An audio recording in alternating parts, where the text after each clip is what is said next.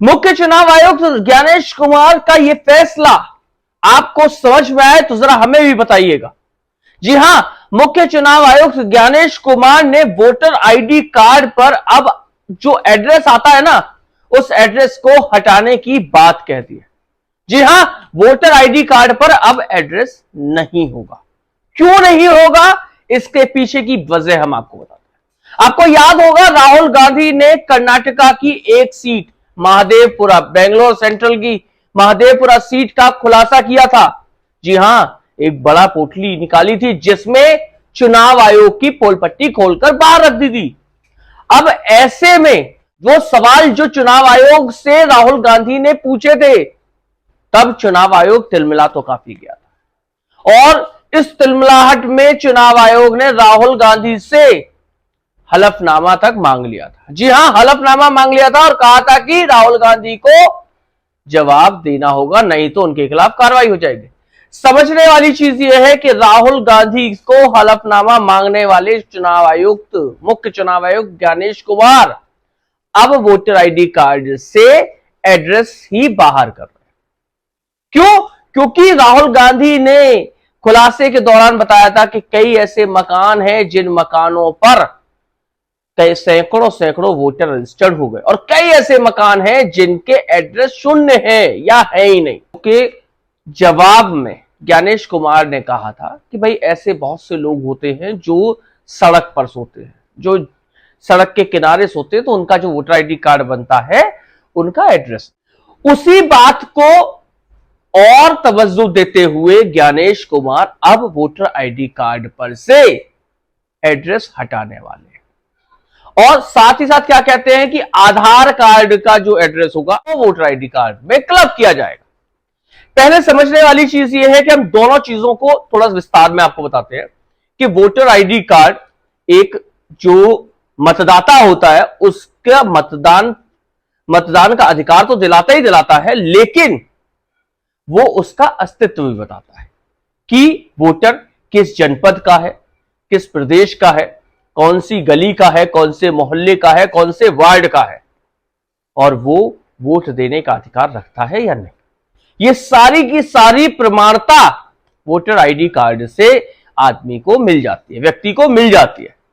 अब ऐसे में यदि ज्ञानेश कुमार जो कि मुख्य चुनाव आयुक्त है और कह रहे हैं कि वोटर आईडी कार्ड से एड्रेस गायब हो जाएगा, तो ज्ञानेश कुमार जी जरा यह भी क्लियर कर दीजिए कि फिर बिना एड्रेस वाले वोटर आईडी कार्ड पर रहने वाले व्यक्ति का बूथ कैसे चिन्हित किया जाएगा, वो किस बूथ पर जाकर वोट डालेगा यह कैसे चिन्हित किया जाएगा, किस जनपद में किस प्रदेश में जाकर वोट डालेगा यह कैसे सुनिश्चित किया जाएगा, क्योंकि एड्रेस तो है ही नहीं, वोटर आईडी कार्ड है।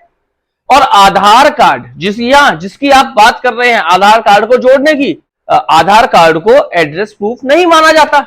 आधार कार्ड तो समय समय पर परिवर्तित होता रहता है। तो क्या ज्ञानेश कुमार जी ये बता सकते हैं कि कैसे, जी हां, कैसे वोटर आईडी कार्ड से एड्रेस निकालने के बाद वोटर का बूथ क्लियर होगा, वोटर को किस बूथ पर जाकर वोट डालना है यह सुनिश्चित किया जाएगा और कैसे वोटिंग लिस्ट में लोगों के नाम अपडेट किए जाएंगे। ये कई सवाल हैं जो सवाल वो ज्ञानेश कुमार मुख्य चुनाव आयुक्त के इस बयान के बाद सामने आ रहे हैं कि वोटिंग लिस्ट से अब एड्रेस गायब हो जाएगा। अब ये सब खेल क्यों हो रहा है? आपको याद होगा कि राहुल गांधी ने बेंगलोर सेंट्रल, कर्नाटका की बेंगलोर सेंट्रल की एक सीट महादेवपुरा का खुलासा किया था और कहा था कि ये तो केवल एटम बॉम्ब है, अब वो हाइड्रोजन बम फोड़ने वाले हैं। जी हां, बड़ा खुलासा करने वाले हैं। पंजाब, वाराणसी और मध्य प्रदेश के चुनाव का बड़ा खुलासा करने की तैयारी में है। सूत्र बताते हैं कि राहुल गांधी ने पूरी तरीके से पुष्टि कर ली है और एक बड़ा हाइड्रोजन बम तैयार कर लिया। इस हाइड्रोजन बम को नाकाम करने के लिए शायद ज्ञानेश कुमार जी वोटिंग लिस्ट से वोटरों के एड्रेस गायब करने की बात कह रहे हैं। लेकिन हम आपको बताते हैं कि बिहार में अभी भी एसआईआर की प्रक्रिया चल रही है, नए वोटर कार्ड आ रहे हैं, लेकिन उन नए वोटिंग कार्डों पर जो एड्रेस हैं कई सारे वोटरों के वो शून्य हैं। अब ऐसे में भैया एसआईआर को सही सिद्ध करने के लिए voting list, voter ID card से एड्रेस हटाने की बात कही जा रही है। नए वोटर आईडी कार्डों पर एड्रेस नहीं आएगा। तो समझने वाली चीज यह है कि एसआईआर की प्रक्रिया के बाद भी बिहार में सैकड़ों ऐसे मकान हैं जिनमें 200-200, 300-300 लोग रह रहे हैं एक एक पते पर।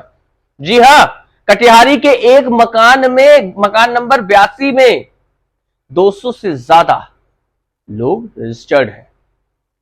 उस लिस्ट को ध्यान से देखेंगे तो इस लिस्ट में कई ऐसे मकान मिल जाएंगे जिनमें आपको 100 से ज्यादा लोग, माफ कीजिएगा लोग नहीं, वोटर रहते हुए मिल जाएंगे।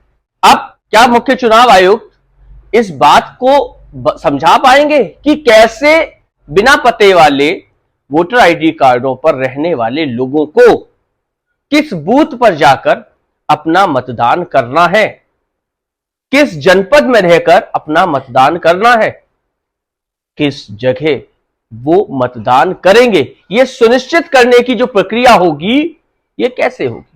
वोटिंग लिस्ट कैसे जारी होगी? क्या मध्य प्रदेश का व्यक्ति उत्तर प्रदेश में वोट डाल सकता है? क्योंकि वोटर आईडी कार्ड तो है, एड्रेस है नहीं उस पर। तो यह सत्यापित कैसे होगा कि जो व्यक्ति है वो मध्य प्रदेश के रहने वाला है, जो व्यक्ति है वो उत्तर प्रदेश का रहने वाला है? क्या आधार कार्ड में, जी हां, आधार कार्ड में एड्रेस तो चेंज हो जाते हैं जरूरत पड़ने पर। 60 सेटिंग अच्छी है तो आधार कार्ड में एड्रेस चेंज हो जाता है और आधार कार्ड को एड्रेस प्रूफ नहीं माना जाता।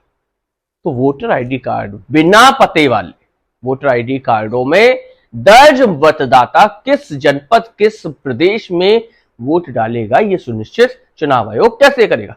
बहरहाल चुनाव आयोग ने अपने आप को बचाने के लिए वोटिंग लिस्ट से एड्रेस गायब करने की बात तो कह दी है, लेकिन जो सवाल खड़े हो रहे हैं, राहुल गांधी ने जो सवाल पूछे थे उनके जवाब ज्ञानेश कुमार यानी मुख्य चुनाव आयुक्त के पास नहीं है। इस सब पर निगाह बनाकर रखेंगे कि आगे मुख्य चुनाव आयुक्त क्या कुछ करते हैं, कैसे अपने आप को बचाने की कोशिश करते हैं, या सत्ताधारियों को बचाने के लिए क्या क्या नए तिगड़म अड़ाते हैं। बहरहाल इस सब पर निगाह बना के रखेंगे। यदि आपने मेरे इस चैनल को लाइक नहीं किया तो लाइक कर दीजिए, सब्सक्राइब कर दीजिए, जिससे कि मैं गौरव यादव बेबाक अंदाज में आप तक ये खबरें पहुंचाता रहूं। नमस्कार।